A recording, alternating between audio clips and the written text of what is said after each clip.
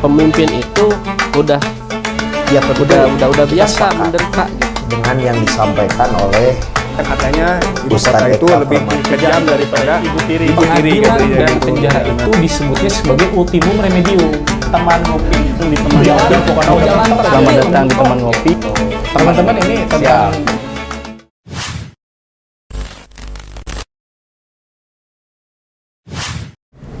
pendidikan seharusnya menempatkan ilmu pengetahuan pada posisi yang terhormat. Maka penghormatan terhadap ilmu pengetahuan adalah keniscayaan dan pasti. Al-Ghazali.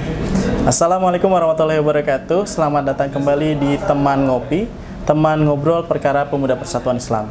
Alhamdulillah pada kesempatan kali ini saya ditemani oleh Ustadz Cepi. Assalamualaikum Ustadz. Waalaikumsalam warahmatullahi wabarakatuh. Alhamdulillah beliau sudah menyempatkan. Ini pada kesempatan kali ini Ustadz Cepi setelah beres mengisi kegiatan Majelis Tafakuh Fiddin. Apa Majelis Tafakuh Fiddin? Nanti kita beritakan atau ceritakan setelah beberapa obrolan di awal. Ya. Ustadz, saya itu penasaran sebenarnya ke Ustadz. Ustadz itu bidang apa sih? Bidang pendidikan. Ya, Bidang pendidikan. tepatnya ketua bidang pendidikan pemuda Kabid Persis. Ya, pendidikan. Kabid Nah, pendidikan. ada pertanyaan Ustadz ini mungkin agak nyeleneh dikit. Apa perbedaan bidang pendidikan dengan bidang kaderisasi? Ya. Kita coba kemukakan di pemuda Persis itu sekarang ada sebuah ungkapan terkait dengan pola kaderisasi secara umum, Ya. bukan berbicara bidang. Betul, betul. Nah, karena kan pemuda Persis itu organisasi kader. Gitu. Nah, untuk mewujudkan cita-cita pemuda Persis sebagai organisasi kader, maka ini membutuhkan penopang bukan hanya sekedar bidang pendidikan saja, tetapi beberapa bidang. Di antaranya bidang inti. Ya, ini dikatakan untuk sekarang itu ada istilah trisula pembinaan. Oke, Nah, apa aja itu? trisula Ustadz? kaderisasi. Yang pertama adalah dari segi perekrutan itu bidang kaderisasi dia ke depan. Jadi kaderisasi itu fungsinya rekrutmen. Rekrutmen. Oke. Itu. Kemudian Lalu Ustadz? kemudian setelah itu maka disambut oleh bidang pendidikan. Jadi kan setelah perekrutan masa sudah direkrut kemudian dibiarkan. Dibiarkan. Nah, maka di sana bidang pendidikan yang bergerak Oh untuk iya. pembinaannya. Oke, jadi Gitu. posisi pendidikan itu setelah masuk menjadi Setelah anggota. masuk menjadi anggota maka ranah bidang pendidikan di sana. Satu lagi Ustadz Pembina. tadi? Dan trisula yang ketiganya itu adalah bidang dakwah. Ini distribusi kader ke depan. Iya, betul. Nah, kan yang sekarang sedang berjalan itu adalah pembinaan keluar Pulau. pulau, terutama pulau-pulau terpencil. Oke, ini teman-teman yang penonton belum ngobrol dengan nanti teman-teman bidang dakwah yang Iya. ekspedisi pulau. Nah. Insya Allah nanti ada sisinya khusus ya. Betul. Baik, Ustadz. Nah, di bidang pendidikan sendiri, Ustadz sudah 2,5 tahun ya, Ustadz ya. Ya. Itu problematika yang muncul itu apa sebenarnya, Ustadz? Ya. Problematikanya terkait dengan pendidikan itu sendiri. Oke, jadi nanti kita luruskan dulu. Oke. Nih, pendidikan yang seperti apa maksudnya nih? Betul. Ustadz? Jangan sampai teman-teman berpikir bahwa pemuda Persis punya sekolah. Betul. Itu bukan Nah, pendidikan yang dimaksud. dimaksud tentu pendidikan yang tertera, ya, terungkap di dalam Al-Quran dan As-Sunnah. Oke. Pendidikan yang akan membawa manusia kepada kesempurnaan hidup dan kebahagiaan hidup, bukan hanya dunia tapi akhirat. Akhirat juga, insya Allah. Pendidikan itu, Oke. ya. Jadi tahap demi tahap manusia harus menuju pada tahapan kesempurnaan. Ya, tahapan kesempurnaan itu sehingga ya kita bisa mewujudkan apa yang oleh Allah Subhanahu wa taala disinyalir dalam Al-Qur'an surat Ali Imran itu a'udzubillahi minasyaitonirrajim ya ayyuhallazina amanu taqullaha haqqa tuqatih wa la tamutunna illa wa antum muslimun. Itu tugas bidang pendidikan, Cok. Berat nggak? Aduh. Iya. Jadi bukan hanya membina sekarang udah gitu biarkan aja, atau apa targetnya atau indikator pencapaiannya seperti apa? Indikator pencapaiannya atau goal akhirnya Selamat dunia husnul akhirat. khotimah. Walah, Itu saya kan pikir berat. selama ini yang Nah, berat makanya- itu cuma ini dakwah luar pulau saja. Jadi Ternyata berbicara ini ya, kos. berbicara mental juga. Ustaz. Berbicara mental juga. Baik. Nah, lalu kemudian kalau kita berbicara tentang bagaimana pendidikan yang memfasilitasi para objek pendidikannya itu menjadi husnul khotimah, maka tentunya ada grand design yang memang dibuat oleh PP Pemuda Betul. Persis khususnya bidang pendidikan. Nah, grand design yang memang sekarang digiring itu kemana, Ustaz? Betul. Tentang apa? Nah, kita coba mengacu kepada aturan, kepada kaidah asasi, kaidah dakhili. Apa sebetulnya yang dicita-citakan oleh Pemuda Persis? Yang tadi secara ungkapan nas itu jelas goalnya. Ya, jelas goalnya. Apa yang diharapkan? Yaitu wala tamutunna illa wa antum muslimun. Dalam kata lain, husnul khotimah. Nah, kita coba aplikasikan di Jamiah Pemuda Persis yang tentunya ini adalah warisan atau legacy yang akan mengantarkan kita kepada tadi husnul khotimah itu. Nah, tertera dalam tujuan Pemuda Persis itu Pemuda Persis bertujuan mencetak kader yang berjiwa pemimpin. Kalau dulu itu kader yang kader pemimpin umat. Kader pemimpin umat dalam artian kader pemimpin umat itu adalah kader yang memang sudah sejak lahir mempunyai fitrah kepemimpinan, tetapi dia butuh disadarkan bahwa dia punya tugas bukan hanya sekedar memimpin diri, tetapi juga harus bisa memimpin umat. Karena ternyata surat Al-Asr berbicara tentang manusia harus bisa terhindar dari kerugian itu, bukan hanya sekedar amanu amilus solihat, bukan hanya sekedar soleh individu, tetapi soleh sosial juga. Begitu. Artinya apa? Artinya berarti kita harus bisa memposisikan diri sebagai pemimpin umat. Karena harus bisa lepas dari kerugian itu. Watawasau bil haq, watawasau bisabr. Itulah pemimpin umat. Berarti jadi panutan, memberi nasihat. Iya. Dalam hal apa coba? Kebaikan dan kesabaran. Dalam hal yang secara spesifik, kebaikan itu dalam hal apa? Kebaikan kalau secara umum orang kafir pun bisa berbuat kebaikan. Tetapi kebaikan seperti apa? Gitu. Yang menunjukkan kita ke arah? Iya, ke arah kebaikan yang memang diridhoi oleh Allah. Kalau berbicara kebaikan secara umum, orang kafir pun nggak usah masuk Islam, lebih nampak gitu kebaikannya kan? Betul, Tetapi apakah bisa mengantar kepada keridhaan Allah? Belum tentu. Nah, Pemuda Persis tugasnya itu. Teman-teman sekalian, kali ini kita sebenarnya sedang menafsirkan Ki-Akide. Jadi tadi tentang kebaikan itu yang memang diridhoi oleh Allah Subhanahu wa taala. Nah, indikasinya adalah pertama, pemimpin umat itu punya tugas apa? Nah, di sini memahami.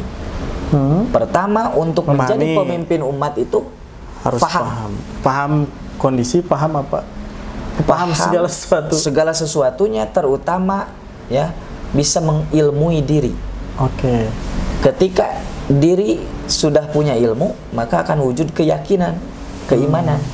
Jadi iman itu kan tadi dalam surat Al-Asr, amanu itu apa?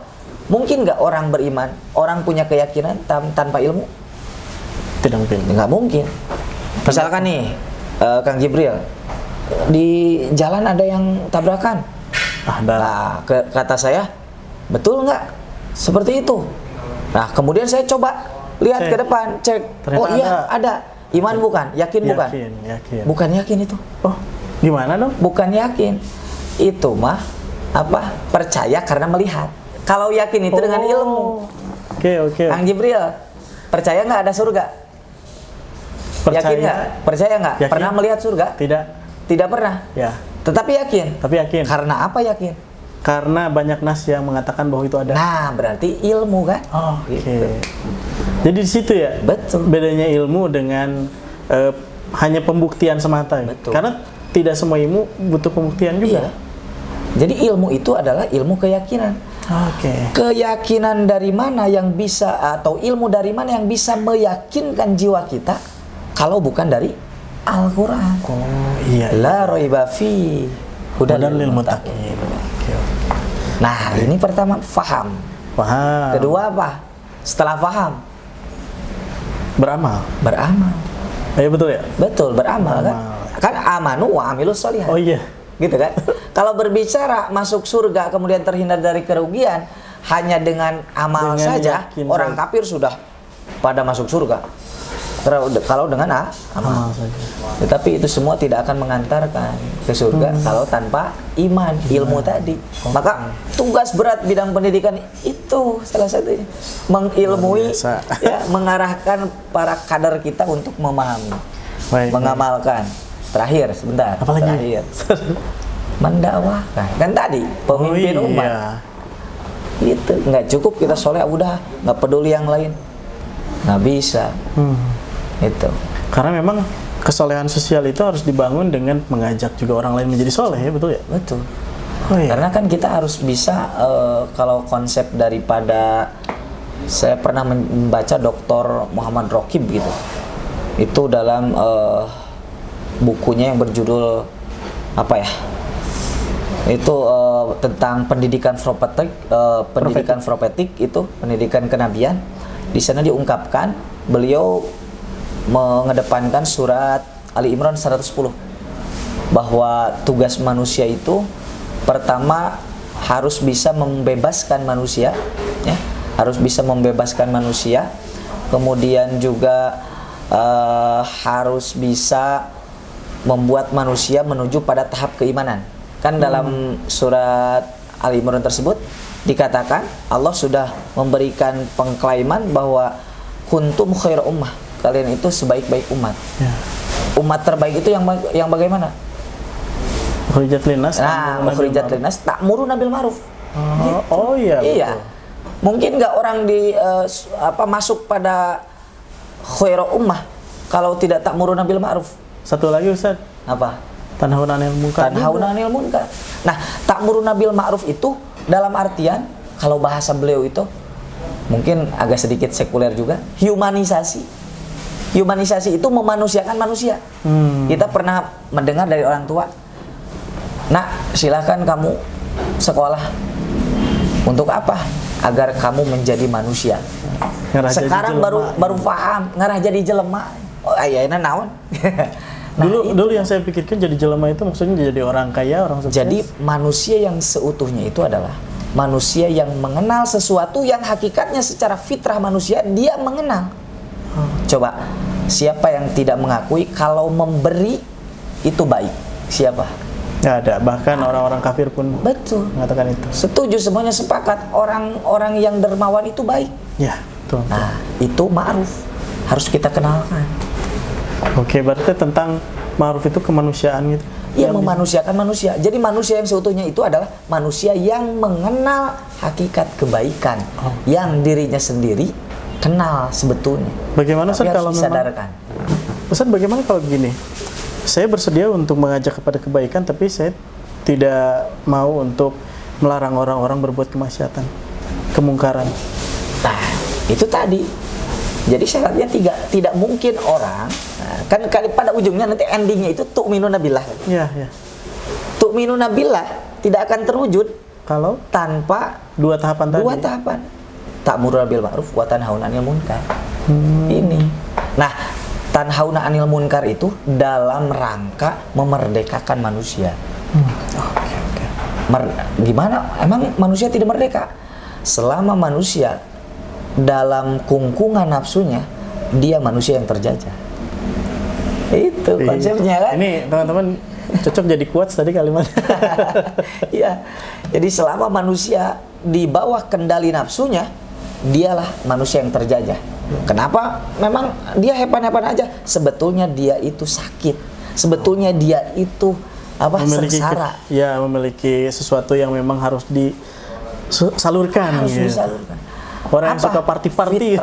Fitrah kemanusiaannya, fitrah keimanannya itu terjajah oleh nafsunya. Oke. Makanya nggak mungkin tu'minuna billah terwujud, ya, kalau tidak terwujud atau tidak diwujudkan Amar ma'ruf nahi munkar. Itu tugas pemuda Persis. Baik Ustaz, berarti kalau kita ngomongin tentang itu semua, apa ikhtiar yang sedang dilakukan Ya. kali ini oleh pemuda Persis? Betul. Ustaz? Nah, makanya pemuda Persis di sini sekarang concern untuk bisa memberikan pemahaman. Ilmu kan yang pertama. Ya. Jadi agar manusia bisa memerdekakan dirinya. Secara individu dia merdeka dari kungkuan nafsu. Secara sosial dia bisa memerdekakan orang lain. Baik. Seperti halnya Rasul merasa menderita ketika melihat orang-orang di sekitarnya belum beriman, kan gitu. Maka kita sebagai orang yang berusaha kepada Rasul, sejatinya harus seperti itu. Kita harus merasa sedih ketika melihat orang-orang Tersesat gitu. iya, belum mampu punya keyakinan yang sebenarnya, belum mampu mewujudkan amal soleh, belum mampu kemudian mereka berbuat kebaikan kepada sesama. Kita harus merasa menderita. Nah, lalu kemudian disinilah pemuda Persis punya rasa, kan kalau ada sesama muslim itu kan belum bisa soleh, itu berarti siapa yang sakit itu? Bukan hanya dia kan, kal jasadil wahid itu berarti Ya, kita semua. juga sebagai satu tubuh harus bisa merasakan betapa menderitanya orang-orang yang masih terjajah oleh hawa nafsunya. Nah, maka oleh karena itu satu pemahaman ini, karena dari pemahaman inilah orang bisa mewujudkan amal kesolehan. Nah, tentunya kan kebaikan itu akan diridhoi oleh Allah jika yang pertama Allah ridho nggak, ikhlas nggak kita mewujudkan itu. Dan tentu harus berdasarkan ilmu. Nah, pemahaman, kemudian pengamalan dan pendakwahkan. Jadi memahami, mengamalkan, mendakwahkan. Apa ini kan pertanyaannya itu. Nah, ini tugas pemuda. Jadi yang harus dipahami apa, yang harus diamalkan apa, yang harus didakwahkan apa. Ya, kontennya Ini harus jelas semuanya. kontennya. Nah, maka pemuda gitu melihat kepada apa dalil-dalil Al-Quran baik As-Sunnah, semuanya mengacu kepada 3 prioritas utama yang harus dipahami, diamalkan dan didakwahkan. Apa? Nah, ini fardu ain kalau tadi diungkap oleh Ustaz Hamdan ya, terkait dengan keilmuan apa yang secara keseluruhan atau setiap individu punya kewajiban itu. Nah, inilah pemuda Persis. Apa? Satu adalah akidah. Ya, itu wajib ya. Akidah kan amanu itu Ya, betul itu. kunci utama. Akidah. Pondasi itu, Pondasi utama. Kedua adalah ibadah, pemahaman syariah. Gitu kan. Kemudian ketiga akhlak. Nah, ini 3 kunci utama yang satu dengan yang lainnya saling berkaitan. Jadi kalau ada orang yang berseloroh, buat apa sih kita ngaji, kemudian ngaji akidah, ngaji ibadah, sholat, tapi akhlaknya buruk gitu. Itu kan seperti sepintasan benar. Tetapi orang yang dikatakan misalkan orang yang berbuat baik itu tidak akan dikatakan baik menurut Allah, karena kita cara pandangnya menurut baiknya bukan menurut manusia. Jadi bukan yang diharapkan bukan ridho nas tapi ridho Allah. Oke, karena memang Gitu. pandangan manusia itu terbatas ya. Terbatas. Lalu kemudian begini, Ustaz. Apakah memang ini kan langsung kita ngobrolin tentang Majelis Tafaqquh-Fiddin. Apakah memang kemudian Majelis Tafaqquh-Fiddin ini adalah salah satu ikhtiar pemuda Persis untuk mengimplementasikan tentang nilai-nilai pendidikan di pemuda Persis? Ya, seperti itu. itu tema lain. Tema lain dalam artian begini. Tadi pemuda Persis itu ya harus bisa memberikan pembinaan kepada kader-kader kita secara umum yang notabene latar belakang pendidikan berbeda. Oke. Nah, sementara MTF ini levelnya level Advance. ya advance. Kader-kader militan, kader-kader terpilih. Wah. Gitu. Karena kan di dalam Ki-Akidah juga khitoh gerakan kita ini adalah pembinaan kader pemuda Persis agar bisa menjadi mujahid ya, kemudian mujtahid ya, mujaddid dan ashabun wa hawriyun Islam. Nah, sementara kader kita ada yang hanya bisa kepada tahap mujahid. Ada juga yang bisa menginjak kepada level mujtahid, mujaddid. Nah, MTF ini adalah upaya kita untuk bisa memenuhi ya khitoh gerakan, memenuhi dan menjaga khitoh gerakan pemuda Persis yang secara secara khusus ini adalah tugas kita sebagai otonom Persis, karena Persis ini akan bergerak dalam pendidikan dan dakwah. Iya, betul. Pada akhirnya keulamaan ini yang harus dijaga. Nah, MTF ini mengejar itu, harus bisa lahir para mujtahid dan mujadid ke depan. Sampai ashabun wa hawariyun. Sampai ashabun wa hawariyun itu akan terwujud gitu. Nah, Ini MTF itu saya baru tahu faktanya bahwa apa yang ditulis itu adalah leveling. leveling. Oke. Jadi begini, ada pola pembinaan di Pemuda Persis ini ya, yang secara kontinu, reguler gitu digulirkan, yang menjadi satu hak sebetulnya. Nah, tadi berbicara problematika pendidikan ya. Iya. Nah, kalau Kang Jibril nih, secara apa ya? Ya mungkin secara manusiawi, ketika disuruh ngaji, gitu, semangat atau maksa harus ngaji? Gimana Ci kira-kira? Kalau saya lebih senang nonton, Ustaz. Lebih senang nonton. Dalam kata lain, nggak mau kan? Males itu kan. Merasa diganggu haknya, Ya, betul. atau merasa diberikan haknya? Itu merasa diganggu. Diganggu haknya. Hak apa? Hak untuk tidak mengaji. Hak untuk tidak mengaji, Ya, diganggu menikmati me time. Nah, gitu. Nah, inilah problematika kita di Pemuda Persis itu, di mana kadar-kadar kita belum menyadari sepenuhnya bahwa pembinaan itu adalah hak dia. Ya, Gitu. Ini Wih, problematikanya. Makanya banyak sekali fakta ini yang muncul di obrolan ini. kira-kira setuju nggak? Betul, memang harus anggota Pemuda Persis itu memiliki hak pembinaan, memang Hak betul pembinaan. ya. Jadi pada akhirnya kita bertanya-tanya, lalu kalian mau apa masuk Pemuda Persis? Ketika sudah masuk mau diberikan haknya pembinaan, kemudian protes, minta rusuh lah, minta misalkan diperpendek lah pembinaan. Kan justru ini hak kalian yang harus diterima. Iya. Tetapi seolah-olah menjadi berat. Nah, ini tidak sedikit ya, tetapi alhamdulillah ya, kemudian Tapi banyak mungkin itu anggota-anggota bukan kita problematika kita saja, Ustaz. Oh ya, gitu kan tadi bertanyanya kan terkait di Pemuda Persis. Ya. Kalau sekarang di Pemuda Persis yang notabene jamiah pendidikan dan dakwah masih ada problematika itu, kira-kira di luar jamiah Pemuda Persis, pemuda-pemuda yang lain bagaimana? Nah, gitu. Betul nggak? Luar biasa. Jadi Ustaz.